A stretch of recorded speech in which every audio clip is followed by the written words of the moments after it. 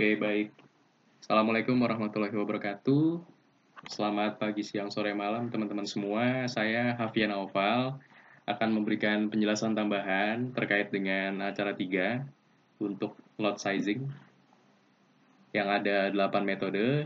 Langsung saja saya jelaskan dari metode pertama ada lot for lot. Lot for lot merupakan metode lot sizing yang berdasarkan dari kebutuhan. Jadi kebutuhannya berapa, kita pesannya segitu, gitu. Contohnya, misal di sini kebutuhannya pada minggu kedua ada 40, jadi kita memesan 40, gitu. Kebutuhan pada minggu ketiga 80, jadi kita memesan 80, dan seterusnya. Gitu. Itu jika lead time-nya 1 minggu. Jadi bagaimanapun caranya, lot for lot ukuran lotnya menyesuaikan dengan jumlah net requirement, begitu. Kemudian untuk fixed order quantity atau FOQ, jadi ini pemesannya itu sudah ditentukan angkanya berapa, gitu, untuk ukuran lotnya. Untuk plan order release-nya berapa sudah ditentukan. Misal FOQ-nya 50, berarti kita hanya bisa pesan 50 atau kelipatannya seperti itu, 50, 100, 150 dan seterusnya. Seperti itu. Kemudian untuk EOQ sama dengan FOQ, jadi kita hanya bisa memesan dengan ukuran lot tertentu, tapi ukuran lot tertentunya ini untuk EOQ itu didapatnya nggak sembarangan, jadi ada rumusnya gitu. Kalau FOQ kan bebas sesuai perusahaan gitu, tanpa ada rumus dia berangkat dari mana angkanya gitu. Misal bisa jadi dari kapasitas mesin, kapasitas truk pengangkut, dan sebagainya. Tapi kalau EOQ, dia ada angkanya, ada rumusnya, maksudnya yang membackup angka tersebut gitu. Jadi contohnya, ini ada contoh kasus, bisa teman-teman baca sendiri di modul, rumusnya seperti ini, 2DS per H akar, kemudian informasinya yang mempengaruhi ada permintaan tahunan, biaya pengadaan, biaya penyimpanan, seperti itu. Ini misal EOQ-nya 125, jadi kita memesannya 125. Oke, kita lanjutkan untuk metode POQ. Jadi POQ ini dia berangkat dari metode EOQ gitu. Jadi angka EOQ-nya dapat 125 unit. Kemudian 125 unit ini kita aplikasikan ke POQ. Jadi POQ itu dia membagi permintaan per tahunnya berapa nih? Kalau di sini kan 2225. Itu dibagi dengan kuantitas dari EOQ 125. Berarti kita kan untuk memenuhi permintaan tahunan itu dengan EOQ perlu setidaknya melakukan 17,8 kali pemesanan dalam 1 tahun gitu ya.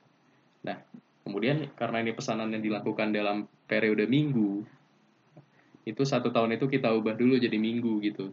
Jadi anggaplah di sini kasusnya jika 1 tahun ada 52 minggu, maka pesanan akan dilakukan setiap berapa minggu sekali nih.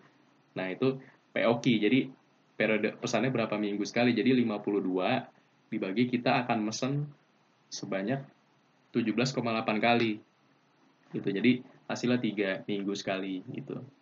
Jadi ukuran lotnya itu berdasarkan kebutuhan selama 3 minggu ke depan. Contohnya ini minggu 2, 3, 4 berapa, 5, minggu 5, 6, 7 berapa, 7, 8, 9 berapa, dan itu nanti menyesuaikan. Jadi contoh 40, 80 tambah 20, 140. Jadi kita mesennya 140 sampai di minggu kedua. Itu untuk memenuhi kebutuhan 3 minggu ini, 2, 3, 4. Dan kemudian kita juga mesen di minggu keempat untuk memenuhi kebutuhan di 5, 6, 7. Dan mesen di minggu ke 7 untuk memenuhi kebutuhan di minggu 8, 9, 10. Seperti itu. Oke, sekarang kita lanjut ke metode EPP atau Part Period Balancing Algorithm. Jadi metode ini berusaha menyeimbangkan biaya pengadaan dengan biaya penyimpanan. Nah, caranya gimana? Prinsipnya pengerjaannya. Jadi di sini kita pakai rumus dulu untuk mencari namanya EPP, economic part period. Jadi economic part periodnya berapa nih, kita cari dulu. Nah, ini udah ada informasinya. Untuk contoh kasusnya, S-nya atau biaya pengadaannya $20, sedangkan penyimpanannya $5,7 per unit per tahun. Nah, dalam rumus ini biaya penyimpanannya itu harus dijadikan per minggu dulu berapa. Gitu kan, per tahunnya 5,7. Nah, per minggunya tinggal 5,7 dibagi ada berapa minggu dalam setahun tuh.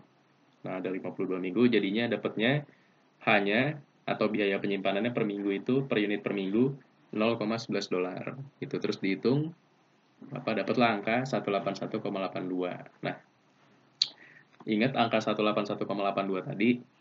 Jadi itu merupakan batas pengumpulan kebutuhan gitu. Jadi kebutuhannya yang kita pesan itu berapa minggu sih gitu kebutuhan yang bisa kita satukan untuk kita memesan barang gitu. Nih, lihat aja di contohnya. Jadi ini ada ukuran lotnya. Ini secara kumulatif ya. Bisa dilihat ini kebutuhannya ada 40, 80, 20 dan seterusnya. Gitu. Jadi kita kumulatifkan dulu di sini, kita bikin tabel ini, accumulated part period dulu. Kita bikin tabel ini dulu, terus kita bikin kolomnya kelompok periode, dan ini ukuran lot yang kumulatif, dan di sini ada APP. Nah, patokan kita itu adalah APP-nya, gitu. Jadi yang angka EPP tadi, 188 tadi, 181,82 dibandingkan dengan APP-nya. Gitu. Jadi ini kita kumulatifkan. Nah, pengumpulan permintaannya gimana? Jadi, jumlah yang kita pesan itu berdasarkan minggu keberapa aja nih, gitu kan. Minggu ke 2 sampai 5 atau cuma 2 sampai 4 kita penuhi kebutuhannya sekali pemesanan gitu. Nah, itu kuncinya. Nah, contoh kita lihat APP-nya. Ini APP-nya jadi 0. Ini karena kita di minggu kedua belum mesen. Belum ada maksudnya? Belum ada sesuatu yang disimpan, karena ketika kita mesen di minggu pertama atau minggu sebelumnya itu kita barangnya langsung diserap gitu, kita nggak nyimpen kan, itu nggak nyimpen, jadi barangnya langsung diserap, yang 40 kebutuhannya ini langsung diserap, jadi kita nggak pakai biaya penyimpanan. Terus untuk minggu ketiga maksudnya kita butuh 80.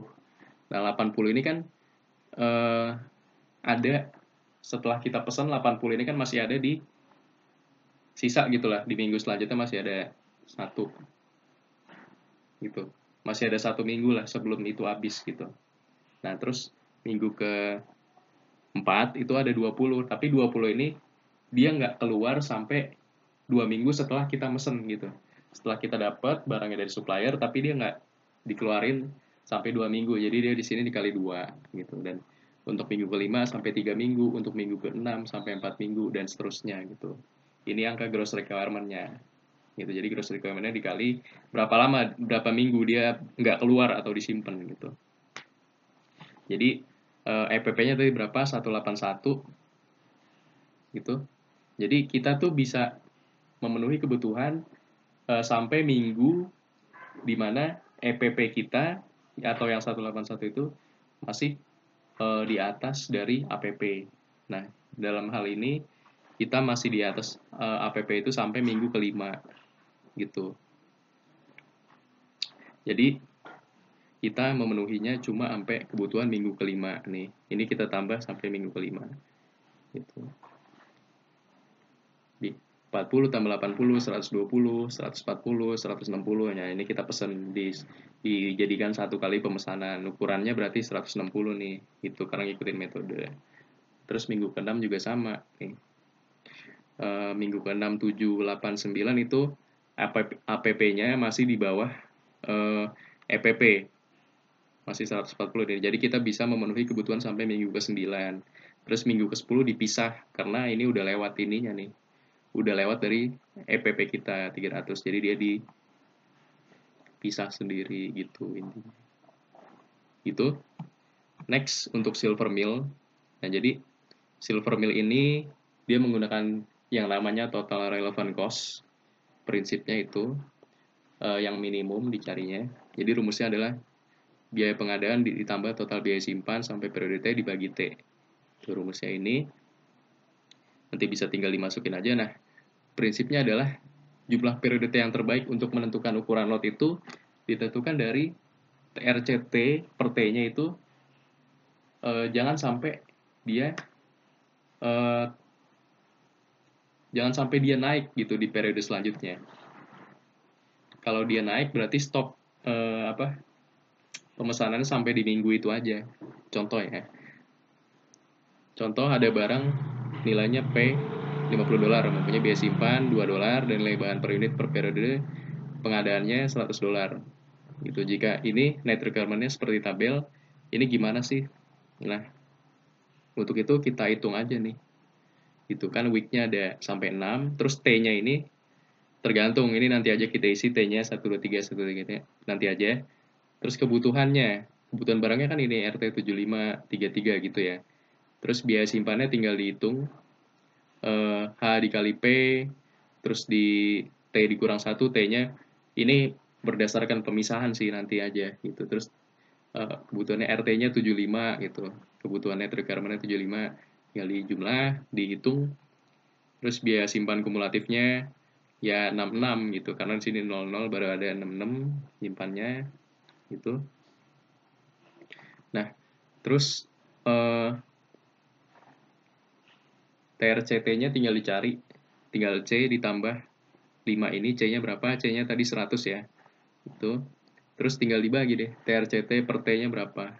Ini udah ada.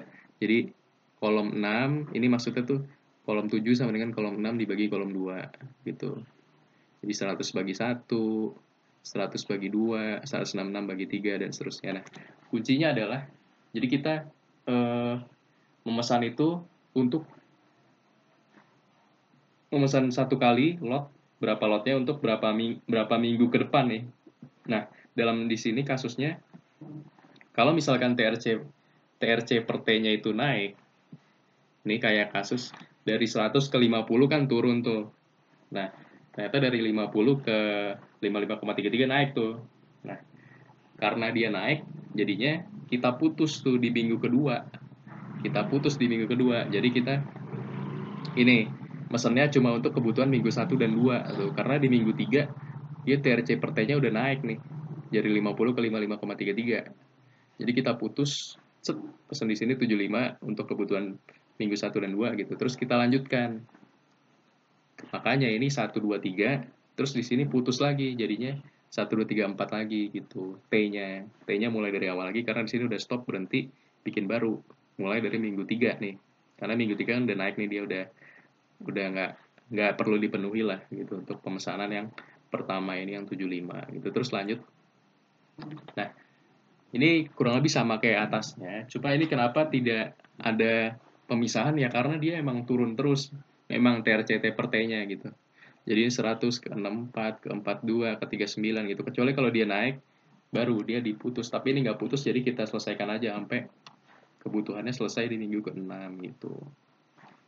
Itu teman-teman. Jadi ini tinggal di kebutuhan minggu 1, minggu 2 berapa, kita pesan, terus kebutuhan minggu 3, 4, 5, 6 berapa, kita pesan sesuai dengan jumlah tersebut gitu.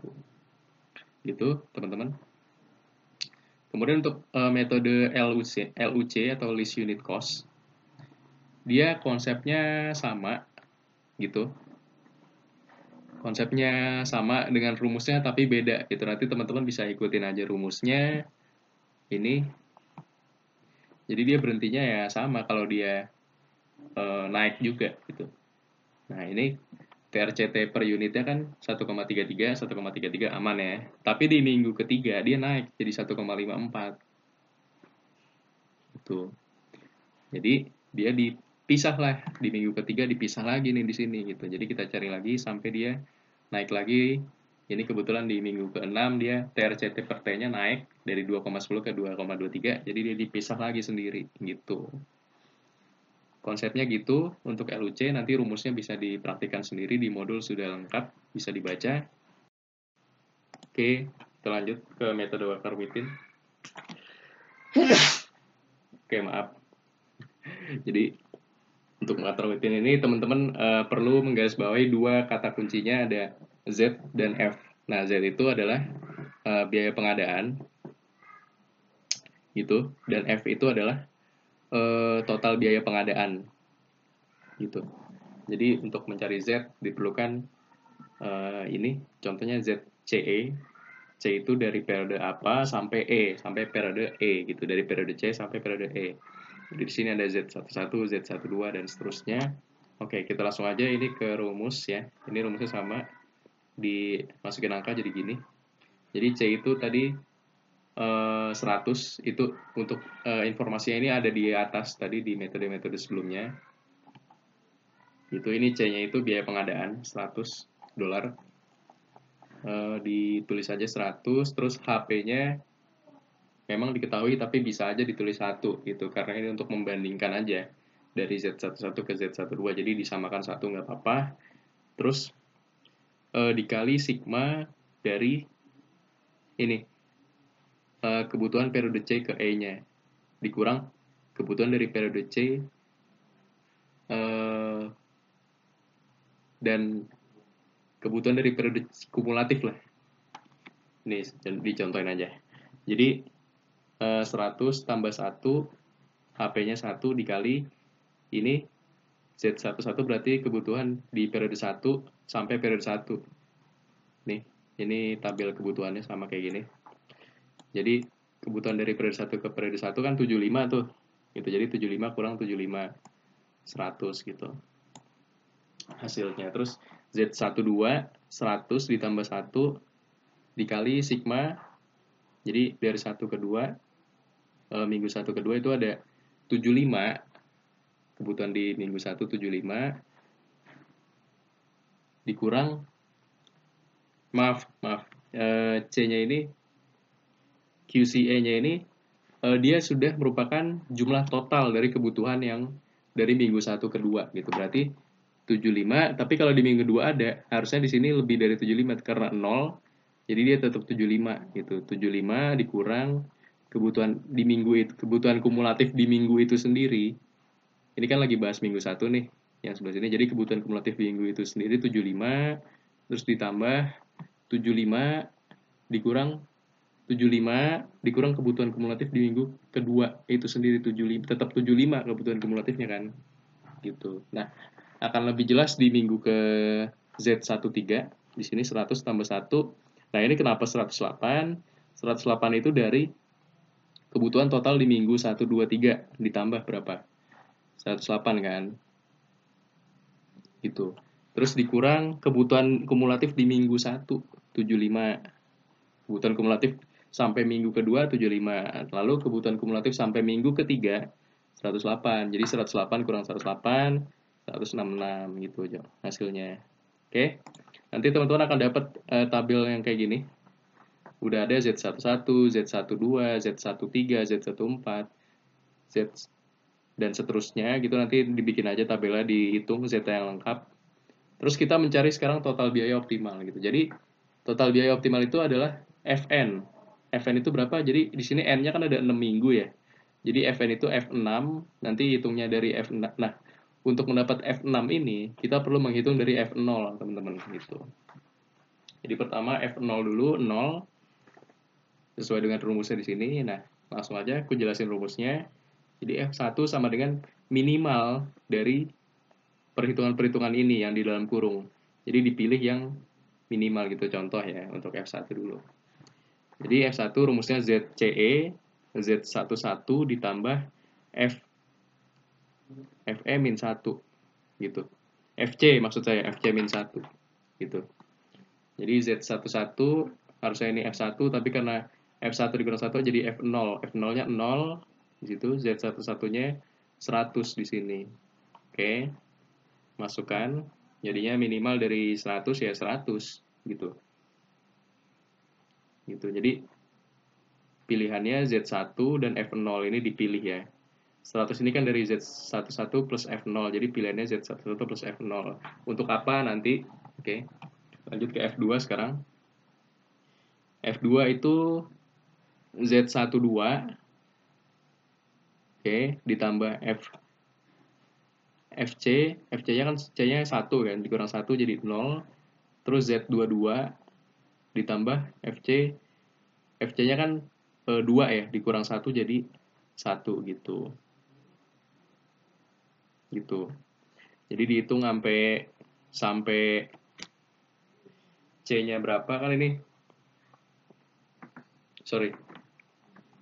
Dihitung sampai C-nya sama dengan F-nya 2 ya, C-nya sampai 2, kalau F-nya 3 ya C-nya sampai 3 dan seterusnya gitu. Nah, ini baru mulai bisa dibandingin nih gitu. Z12 berapa di sini? 100 di sini Z12. Terus Z22 di sini 100 juga, tinggal masukin angkanya. F0 0, F1 100 gitu, jadi 100 tambah 0 dibandingkan dengan 100 tambah 100 200. Tetap yang minimal kan yang 100 ya. Jadi 100 itu dari mana sih? 100 kan dari Z12 tambah F0. Jadi pilihannya Z12 tambah F0. Gitu seterusnya. Nah, pilihan-pilihan ini buat apa? Jadi pilihannya ini kan kita F6 ini Fn sama dengan F6 itu sama dengan yang paling efektif ya. Jadi kita patokannya ini aja. Ingat pilihannya 136 ditambah F2 nih. Gitu. Nah, terus nih ada keterangannya karena Fn sama dengan F6 adalah biaya pengadaan bahan yang optimal. Jadi pilihannya kita pakai ini Z36 tambah F2. Nah, Z36 itu artinya kita memenuhi periode 3 sampai 6 aja. Gitu. Jadi kebutuhan 3 sampai 6 berapa kita penuhilah di satu kali pemesanan itu gitu. Gitu. Terus kombinasi dari F2. Nah, F2 kan Z12. F2 itu tadi pilihannya Z12 nih. Nah, ya udah kita penuhi aja. Ini Z12 berapa nih? Kebutuhan minggu 1, minggu 2 berapa? 75. Ya udah kita penuhi 75. Begitu deh. Kira-kira gitu. Sekian dari saya. Terima kasih, teman-teman.